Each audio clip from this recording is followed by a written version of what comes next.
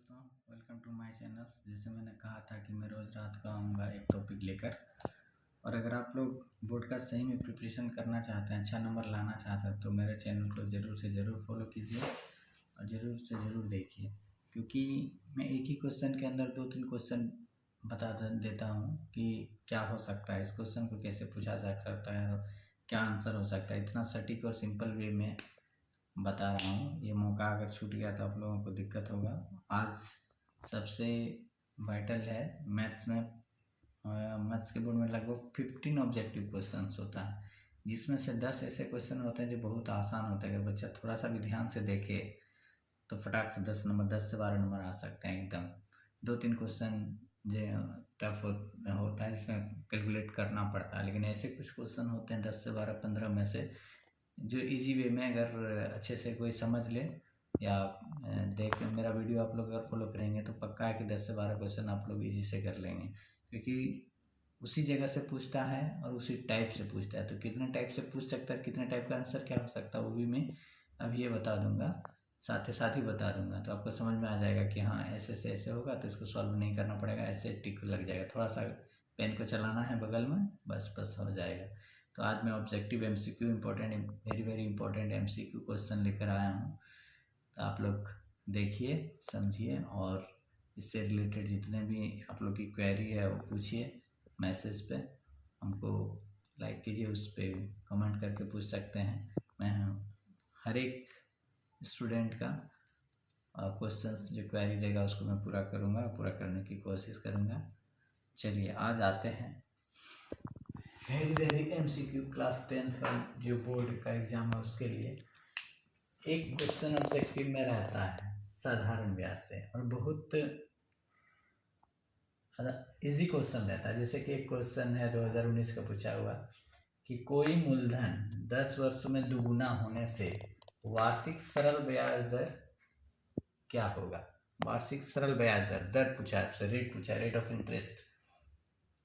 तो कोई भी मूलधन बोला है, मूलधन आप x मान सकते हैं, p मान सकते हैं, कुछ भी मान सकते हैं। मतलब 10, अभी अगर 100 रुपया मूलधन है तो 10 वर्ष बाद ब्याज भी उसका 100 रुपया हो जाएगा, तब दोगुना हो जाएगा, 100 + 100 200 हो जाएगा।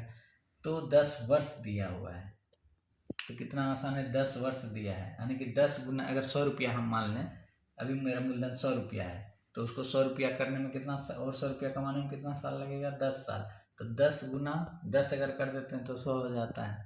तो दर कितना हो जाएगा, 10। ये तो मुंह में देख के ही बना सकते हैं, लेकिन अब देखिए बाय प्रोसेस कैसे बनाते हैं, इसको प्रोसेस भी जानना जरूरी। अब यही क्या करेगा, क्वेश्चन यही रहता है, यहाँ बोल देगा 20 वर्षों में दुगुना होने से वार्षिक सरल दर कितना होगा।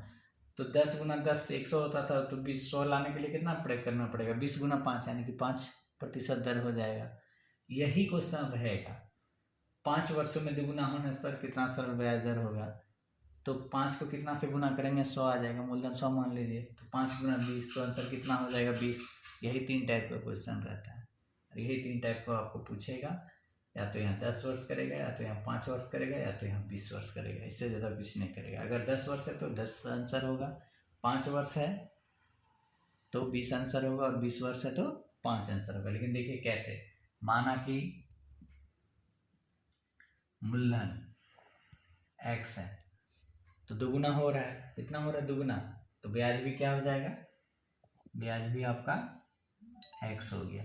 समय दिया हुआ है 10 वर्ष, r हमको निकालना है, तो हम लोग जानते हैं r बराबर क्या होता है, मूलधन गुना r बराबर क्या हो जाएगा आपका, ब्याज गुने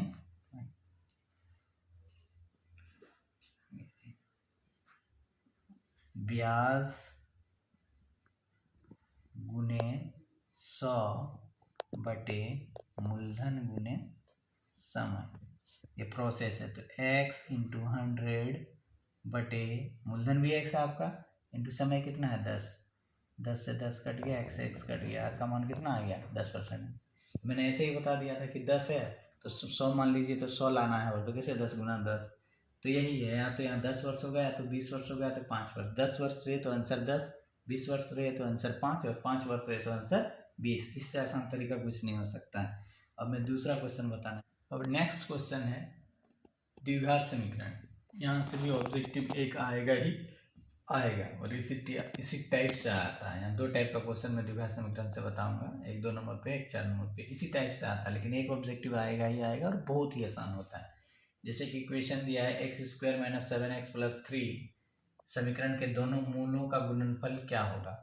या तो पूछेगा मूलों का गुणनफल क्या होगा, या तो पूछेगा मूलों का योग क्या होगा। तो सिंपल है, एक मूलों का जब गुणनफल पूछे तो हम लोग पढ़ाते हैं क्लास में, या पढ़े होंगे आप लोग, मूलों का गुणनफल मतलब c/a। तो c कौन होता है आप लोग जानते हैं, जो नंबर है वो c होता है, और x² के साथ जो गुना में होता है वो ये होता है, और x के साथ जो गुना में होता है वो b होता है। तो मूलों का गुणनफल बोला है, मतलब मूल अगर अल्फा और बीटा है तो अल्फा इंटू बीटा बराबर क्या हो जाएगा, c/a। c का कितना मान है 3, और ये यहाँ x² के साथ कुछ नहीं, मतलब कितना है 1, यानी अल्फा बीटा 3/1 बराबर कितना हो गया 3।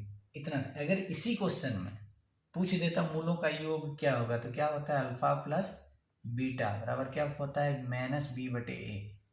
तो अब यहाँ देखिए -b, तो माइनस साइन आ गया, b का मान कितना है -7, तो -7/a, ये कुछ नहीं मतलब 1, तो यानी माइनस इंटू माइनस क्या आ गया +7/1, ऐसे निकालना है। तो दोनों तरीका बता दिए, दो ही चीज़ पूछ सकता है, या तो गुणनफल पूछ सकता है या तो योगफल पूछ सकता है।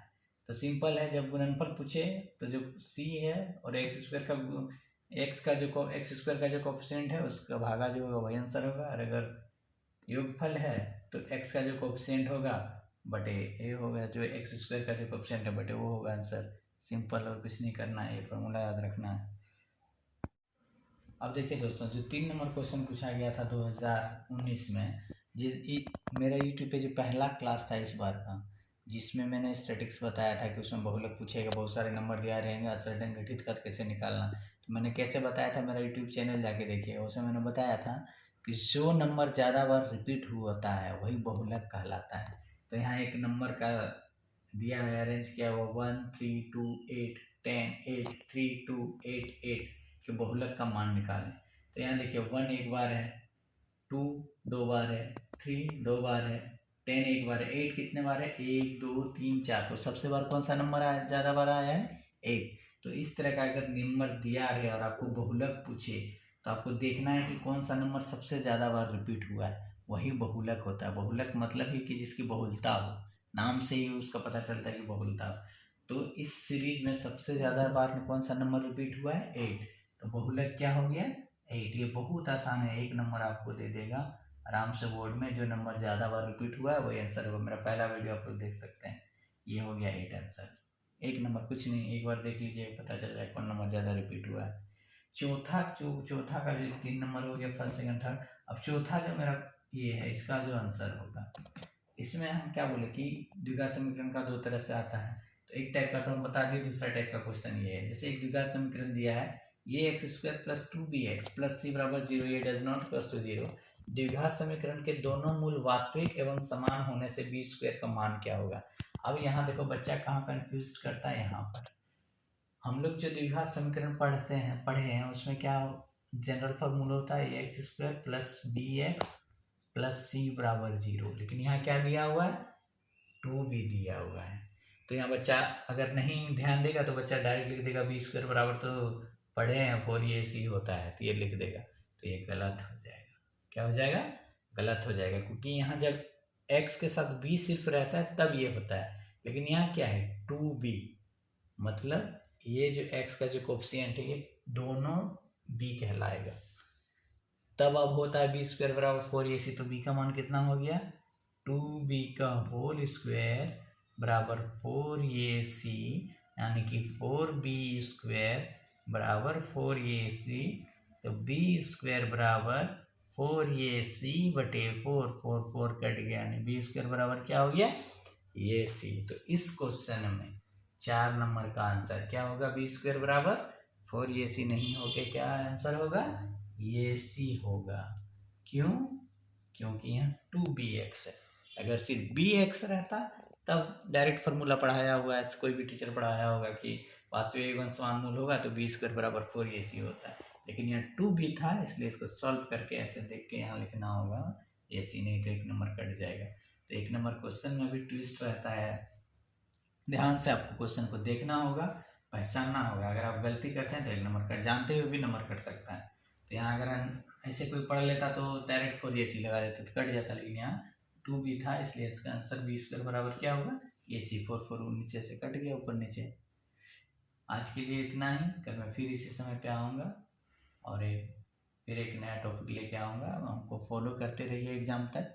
इतना विश्वास दिलाते हैं कि बुरा से बुरा बच्चा भी पास हो जाएगा और अच्छा से अच्छा बच्चा है जो है वो 80 से 90% तक आराम से ले आएगा। जो बहुत अच्छा वो 90+ ले आएगा मैथ में। क्योंकि मेरा जो पिछले स्कूल के जो बच्चे हैं, आप उन लोग से फेसबुक पे कांटेक्ट भी कर सकते हैं। स्वाति शर्मा, स्नेहा, अनु। स्वाति शर्मा को 98 मिला था, स्नेहा को 100/100 मिला है मैथ में, अन्नू को 97 मिला है। अन्नू भी मेडिकल कर रही है, स्वाति भी मेडिकल कर रही है, स्नेहा लॉयर का तैयारी कर रही है। सबको वो लोग सब कांटेक्ट कर सकते हैं। पहले मैं केवी में था, तो आप कांटेक्ट कर सकते हैं, पूछ सकते हैं कि सर कैसे पढ़ाते हैं, वो लोग बता देंगे।